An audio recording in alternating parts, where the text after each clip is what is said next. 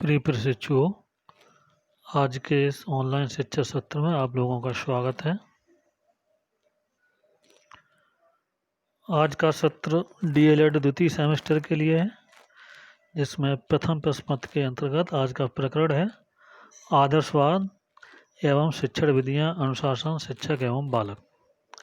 इससे पूर्व में आप आदर्शवाद का अर्थ, आदर्शवाद की परिभाषाएं, आदर्शवाद की मूलभूत मान्यताएं, आदर्शवाद के प्रमुख प्रारूप एवं आदर्शवाद के अनुसार शिक्षा के उद्देश्यों का अध्ययन कर चुके हैं और आदर्शवाद के अनुसार पाठ्यक्रम और उसके मूलभूत सिद्धांत, इनका अध्ययन आप कर चुके हैं।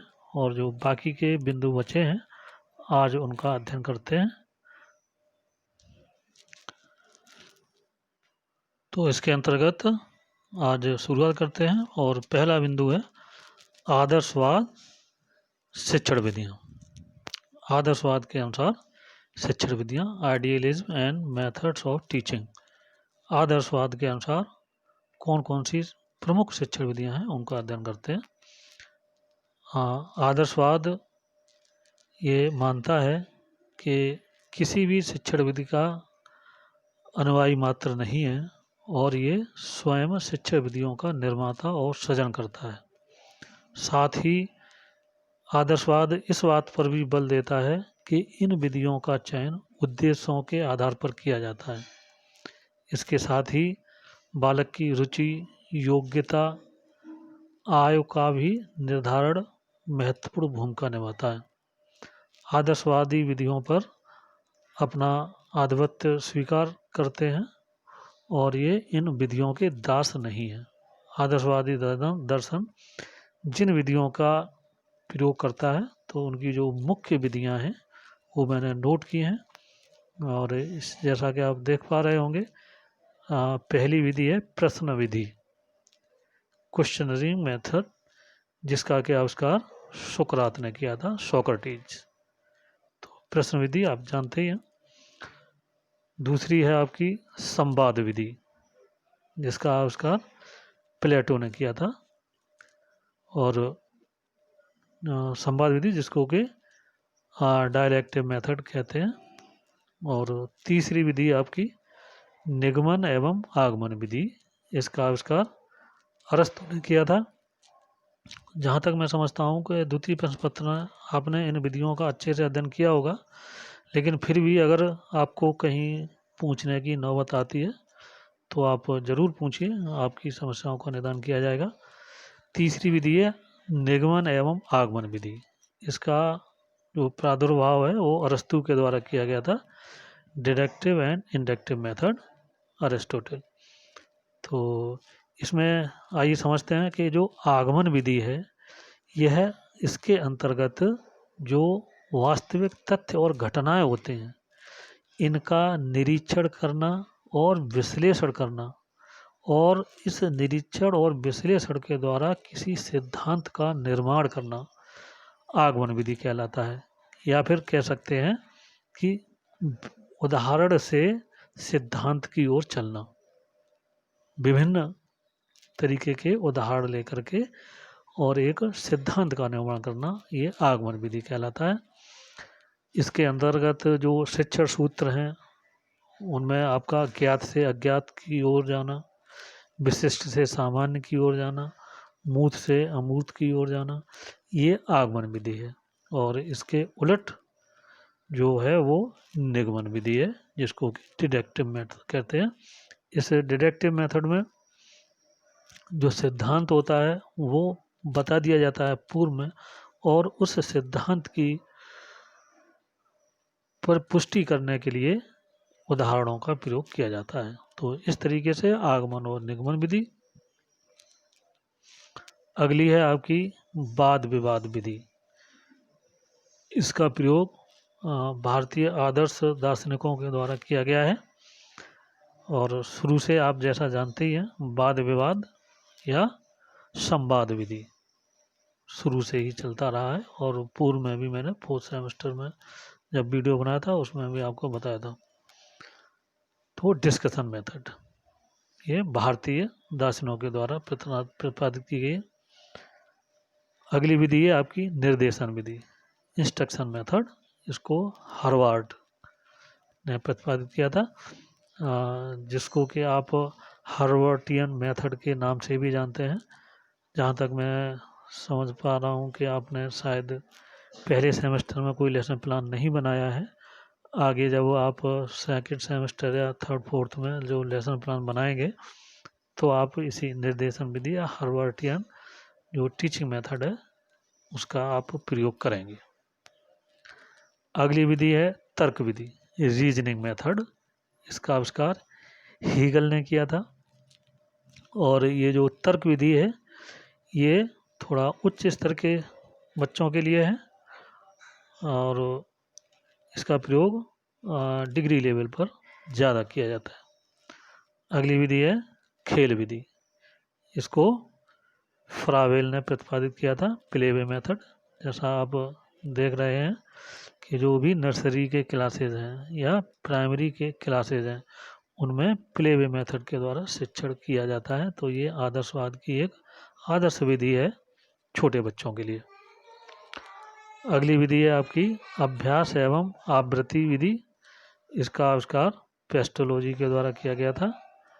एक्सरसाइज है रिकैपिचुलेशन मेथड।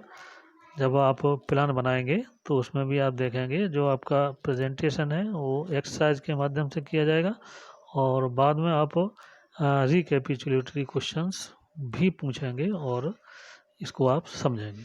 तो इस तरीके से ये आदर्शवाद और उसके अनुसार जो प्रमुख शिक्षण विधियां हैं उनका मैंने बताया है। जो भी आपको प्रॉब्लम आती है उसको आप अपने व्हाट्सएप ग्रुप के माध्यम से पूछिए, आपकी समस्या का समाधान किया जाएगा। इसके बाद अगला बिंदु आपका आता है आदर्शवाद एवं अनुशासन। इसके अंतर्गत अब हम देखेंगे कि जो आदर्शवाद है वो ये मानता है कि बच्चे को पूर्ण रूप से स्वतंत्र नहीं छोड़ना चाहिए, वरन उसके ऊपर कुछ न कुछ अंकुश रखा जाना चाहिए जिससे वह अनुशासनबद्ध रह सके। और इसके लिए शिक्षक को महत्वपूर्ण भूमिका निभाना चाहिए, क्योंकि शिक्षक के द्वारा बालक के अंदर आत्म अनुशासन की भावना उत्पन्न की जाती है ना। प्रकृतिवाद का नारा स्वतंत्रता है, परंतु आदर्शवाद का नारा अनुशासन है, क्योंकि अनुशासन ही एक वह कुंजी है जो व्यक्ति को आदर्श की तरफ ले जाती है। अनुशासन को आदर्शवादी शिक्षण प्रक्रिया का महत्वपूर्ण अंग माना जाता है, क्योंकि बालक का पूर्ण विकास अनुशासित जीवन पर ही निर्भर है। यदि बालक अनुशासन नहीं है रहेगा तो वो आत्मानुभूति को प्राप्त नहीं कर सकता।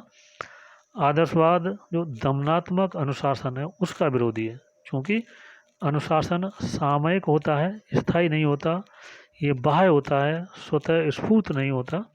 अतः स्वतः प्रेरित अनुशासन से चरित्र निर्माण अच्छे से किया जा सकता है। यही कारण है कि ये जो प्रभावात्मक अनुशासन है इसके पक्ष में है आदर्शवाद। और आदर्शवाद के अनुसार अनुशासन को प्रभावित करने वाले मुख्य रूप से 3 कारक हैं। पहला है आपका शिक्षक, दूसरा सामाजिक व प्राकृतिक वातावरण और तीसरा छात्र। तीनों ही अनुशासन को बनाए रखने में महत्वपूर्ण भूमिका निभाते हैं, क्योंकि सामाजिक और प्राकृतिक वातावरण को नियंत्रित करने हेतु शिक्षक महत्वपूर्ण है। अनुशासन शिक्षा का अभिन्न रूप है और शिक्षा से परे अनुशासन का कोई महत्व नहीं है। अनुशासन का उद्गम छात्र शक्ति में होता है और यह छात्र स्वतंत्रता देने के पक्ष में होते हैं, क्योंकि छात्र हमेशा ये चाहते हैं कि उनको स्वतंत्र रूप से छोड़ दिया जाए। लेकिन इस स्वतंत्र शक्ति को नियंत्रित करने के लिए अध्यापक के द्वारा स्व अनुशासन बनाए रखना या आत्म संयम का होना अति आवश्यक होता है। अनुशासन हेतु यह आवश्यक है कि बालक में सहज न्याय भावना, उच्च आदर्श व कर्तव्य निष्ठा के गुणों को उत्पन्न किया जाए और साथ ही बालकों में आत्मविश्लेषण का भी अवसर दिया जाए, जिससे कि वे सही मार्ग का अनुपालन करने में सक्षम हो सके। ठीक इसी तरीके से अगला बिंदु आपका आदर्शवाद एवं विद्यालय। जैसा आप जानते ही हैं, जो आदर्शवाद है वह विद्यालय की स्थापना का समर्थन करता है और आदर्शवाद के अनुसार बालक के व्यक्तित्व को पूर्णता देने के लिए विद्यालय का वातावरण अति अनिवार्य है। इनका विचार है कि देवत्व को समझने हेतु विद्यालय आवश्यक है। विद्यालय को आदर्शवाद इस भूमिका में महत्व देता है और इसका विचार है कि विद्यालय में अध्यापक होते हैं जो बालकों के पथ प्रदर्शन हेतु अनिवार्य है। अतः विद्यालय आदर्शवाद के अनुसार होना आवश्यक है। आगे अगला बिंदु बहुत ही महत्वपूर्ण है, आदर्शवाद व शिक्षक। क्योंकि जो आदर्शवाद की मूल संकल्पना है शिक्षक और बालक, उसमें शिक्षक बहुत बड़ी भूमिका निभाता है। कहा गया है ना कि अध्यापक सही चरित्र का आध्यात्मिक प्रतीक है। आदर्शवादी विचारक शिक्षक को उस अनुपम स्थिति में रखते हैं जिसमें कि शिक्षण प्रक्रिया का कोई भी अन्य अंश नहीं रखा जा सकता। आदर्शवादी दार्शनिक शिक्षक में जिन गुणों की परिकल्पना करते हैं, आइए उन पर थोड़ी सी चर्चा करते हैं और आदर्शवाद के अनुसार शिक्षक को कैसा होना चाहिए। इसमें पहला बिंदु है, शिक्षक बालक के लिए सत्ता का साकार रूप होता है। कहने का मतलब एक बच्चे के लिए, एक शिक्षा लेने वाले के लिए जो अध्यापक होता है, शिक्षक होता है, वो एक आदर्श स्वरूप होता है। आपने देखा भी है कि हर किसी का जो आदर्श होता है वो 80% लोगों के जो आदर्श हैं वो शिक्षक ही होते हैं। आगे है, अध्यापक को छात्रों की व्यक्तिगत, सामाजिक व आर्थिक समस्याओं का ज्ञाता होना चाहिए। बच्चे के पूर्ण वातावरण से उसको ज्ञान होना चाहिए अध्यापक को। शिक्षक को अध्यापन कला का पूर्ण ज्ञान होना चाहिए व उसमें व्यवसायिक कुशलता होनी चाहिए। जो भी वोकेशनल चीज़ें हैं एजुकेशन से जुड़ी हुई, वो शिक्षक को पूर्ण रूप से ज्ञात होनी चाहिए। अध्यापक का व्यक्तित्व प्रभावशाली होना चाहिए जिससे वह छात्रों को अपनी ओर आकर्षित कर सके। कहने का मतलब जो शिक्षक की पर्सनालिटी है वो इतनी अट्रैक्टिव होना चाहिए, आदर्श होनी चाहिए, जिससे कि छात्र स्वयं ही कार्य करने के लिए अपने को प्रस्तुत कर सके। अध्यापक एक दार्शनिक, मित्र व पथ प्रदर्शक के रूप में होना चाहिए, न कि एक डिक्टेटर के रूप में। अध्यापक का व्यक्तित्व अच्छे गुणों से भरपूर होना चाहिए जिससे प्रत्यक्ष या अप्रत्यक्ष रूप से वह छात्रों को सद्गुणों के ढांचे में ढाल सके। कहने का मतलब अध्यापक को एक आदर्श व्यवहार प्रस्तुत करना चाहिए अपने छात्रों में। छात्रों के व्यक्तित्व को पूर्णता प्रदान करना अध्यापक के जीवन का परम लक्ष्य होना चाहिए।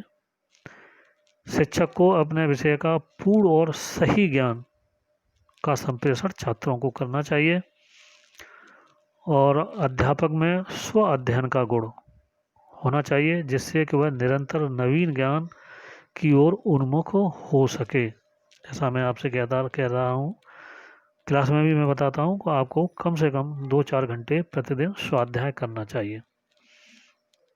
और अगला बिंदु है आपका, अध्यापक को प्रजातंत्र की सुरक्षा रखने का प्रयास करना चाहिए। जो भी हमारे डेमोक्रेटिक वैल्यूज़ हैं उनको बनाए रखना और प्रजातंत्र की सुरक्षा को बनाए रखना, ये अध्यापक का कर्तव्य होना चाहिए। तो इस तरीके से हम देखते हैं कि जो आदर्शवादी शिक्षा शास्त्री हैं उन्होंने अध्यापक को बहुत अधिक महत्व दिया है और बहुत ज़्यादा अपेक्षा बना रखी है अध्यापक से। तो जो प्रसिद्ध शिक्षा शास्त्री फ्रावेल हैं वो कहते हैं कि बालक एक पौधे के समान है और अध्यापक एक माली के सदृश है जो पौधे को आवश्यकतानुसार सींचकर, खाद आदि डालकर, काट छाँट कर स्वव्यवस्थित रूप से पनपाता है जिससे कि बालक एक सुंदर और मनमोहक वृक्ष के रूप में विकसित हो सके। शिक्षक के महत्व के संबंध में आगे भी कहा गया है कि प्रगतिवादी तो जंगली गुलाब से संतुष्ट हो सकता है, किंतु आदर्शवादी एक सुंदर व सुविकसित गुलाब की परिकल्पना करता है। यह दार्शनिक विचारधारा यह मानकर चलती है कि बालक के विकास हेतु उपयुक्त सामाजिक वातावरण एवं शिक्षक का सही मार्गदर्शन आवश्यक है। तो इस तरीके से आदर्शवाद के अनुसार शिक्षक की कुछ विशेषताएं। ठीक इसी के आगे है आपका आदर्शवाद एवं बालक, आइडियलिज्म एंड चाइल्ड। तो आदर्शवाद में बालक को शिक्षण प्रक्रिया का मुख्य बिंदु नहीं माना जाता है, गौण रूप दिया जाता है।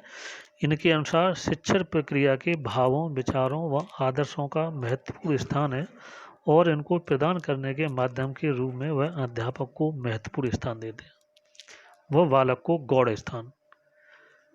यह छात्रों को एक आध्यात्मिक प्राणी मानते हैं। वह यह स्वीकार करते हैं कि आध्यात्मिक सत्ता को छात्र तभी प्राप्त कर सकता है जब वो शारीरिक और मानसिक रूप से स्वयं को तैयार करे। जब वो मन को और अपने शरीर को तैयार करेगा तो शिक्षा सीखने के लिए तो अध्यापक ही उसका मार्गदर्शन करेगा।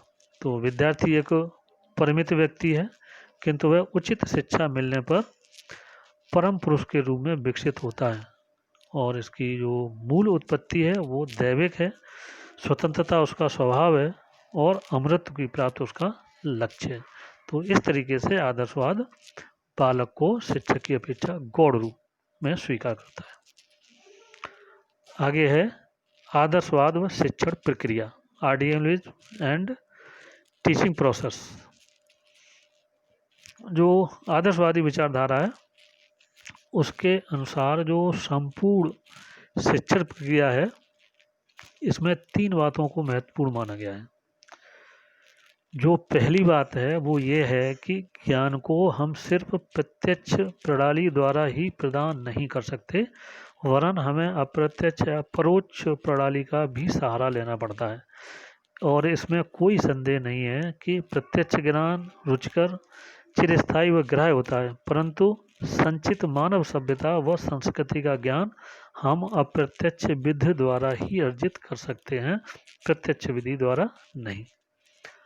और जो दूसरा महत्वपूर्ण बात है वो ये है कि आदर्शवादी यह मानते हैं कि बालक सिर्फ अंतः क्रिया करने वाली सामाजिक इकाई मात्र नहीं है, अपितु वह एक आत्मा है जो स्वतः प्रेरणा लेने में समर्थ है। जो शिक्षा का वास्तविक केंद्र बिंदु छात्र के अंदर ही निहित है। इस कारण शिक्षा प्राप्त करने की जो अंतिम जिम्मेदारी वह छात्र की संकल्पना शक्ति पर निर्भर करती है। आत्मक्रिया हेतु भी संकल्प शक्ति की स्वतंत्रता आवश्यक है। आदर्शवाद के लिए हर प्रकार की शिक्षा चरित्र निर्माण की शिक्षा है और चरित्र का प्रथम लक्षण है संकल्प शक्ति की स्वतंत्रता।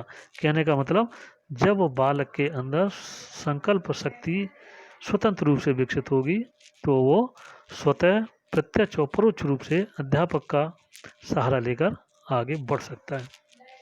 जो तीसरी बात है वो आदर्शवादी विचारधारा के अनुकरण को शिक्षा प्रक्रिया का एक महत्वपूर्ण तत्व मानते हैं।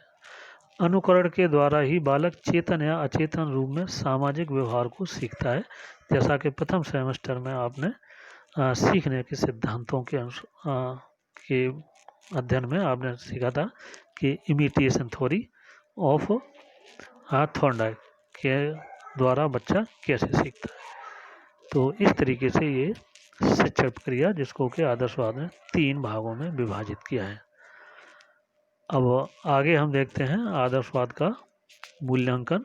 कहने का मतलब आदर्शवाद में कौन कौन से गुण हैं और कौन कौन से अवगुण हैं, क्योंकि बगैर एवोल्यूशन के कोई भी चीज़ पूर्ण नहीं होती है। Evolution of idealism, it's merits and demerits. तो कुछ गुण हैं उनको देखते हैं विचार करके। तो आदर्शवाद के गुणों के अंतर्गत पहला गुण है कि बालक के व्यक्तित्व को पूर्ण विकास करने पर बल देता है। दूसरा, बालक में आत्मानुभूति की क्षमता उत्पन्न करने पर बल देता है। सत्यम शिवम सुंदरम को शिक्षा का आधार मानता है। शिक्षा के उद्देश्यों पर विस्तृत रूप से विचार करना सिखाता है। शिक्षण प्रक्रिया में अध्यापक को महत्वपूर्ण स्थान प्रदान करता है। आत्मानुशासन व आत्मनियंत्रण पर बल देता है, बाह्य अनुशासन पर रोक लगाता है। शिक्षण विधियों को उद्देश्यों के अनुरूप बनाने की बात करता है। तो ये कुछ गुण रहे आदर्शवाद के, और कुछ अवगुण भी हैं इसमें, तो देखते हैं। अवगुणों में पहला है बालक के मनोवैज्ञानिक प्रारूप या उसकी विशेषताओं की उपेक्षा करता है, क्योंकि अध्यापक को अधिक महत्व देता है इसलिए। दूसरा है अध्यापक को आवश्यकता से अधिक महत्व प्रदान किया जाता है। अगला कठोर सामाजिक व्यवस्था की परिकल्पना करता है, क्योंकि समाज की व्यवस्था को एक नियमित ढांचे में ढालना बहुत ही मुश्किल होता है, क्योंकि समाज में हर तरीके का व्यक्ति होता है और उसकी जो क्रियाकलाप होते हैं वो भिन्न भिन्न होते हैं। जबकि आदर्शवाद ये मान के चलता है कि समाज आदर्श हो, जिससे कि सीखने सिखाने की प्रक्रिया में बालक को कोई व्यवधान महसूस न हो। अगला बिंदु है आदर्शवाद के जो निर्धारित लक्ष्य हैं वो वास्तविक न होकर काल्पनिक है, इसी कारण इसकी प्राप्ति असंभव है। जैसे वर्तमान जो लक्ष्य हैं वो वर्तमान पर आधारित न होकर भविष्य पर आधारित होते हैं, जबकि जो भी समस्या है वो वर्तमान को लेकर के चली जानी चाहिए और उसका जो परिकल्पना है वो भविष्य के आधार पर नहीं की जानी चाहिए। ठीक इसी तरीके से जो आदर्शवाद है वो मानवतावाद पर आवश्यकता से अधिक महत्व देता है, क्योंकि आदर्शवाद के अनुसार मनुष्य ही सर्वोपरि है, प्रकृति गॉड है। और आदर्शवाद में जो मानवीय विषयों को महत्वपूर्ण स्थान दिया गया है वो वैज्ञानिक विषयों को गॉड मानता है और आज के संदर्भ में अमानवीय मानता है। इस तरीके से ये आदर्शवाद के कुछ अवगुण हुए। तो हम देखते हैं कि आदर्शवाद बहुत लंबा चैप्टर हो गया, 3 बार में इसका अध्ययन हो पाया है। तो मैं जहाँ तक समझता हूँ आपने ठीक से समझा होगा। फिर भी अगर आपका कोई भी प्रश्न रह जाता है तो आप ज़रूर पूछिए और अपनी शंका का समाधान करिए। तो आज का सत्र यहीं समाप्त होता है। धन्यवाद।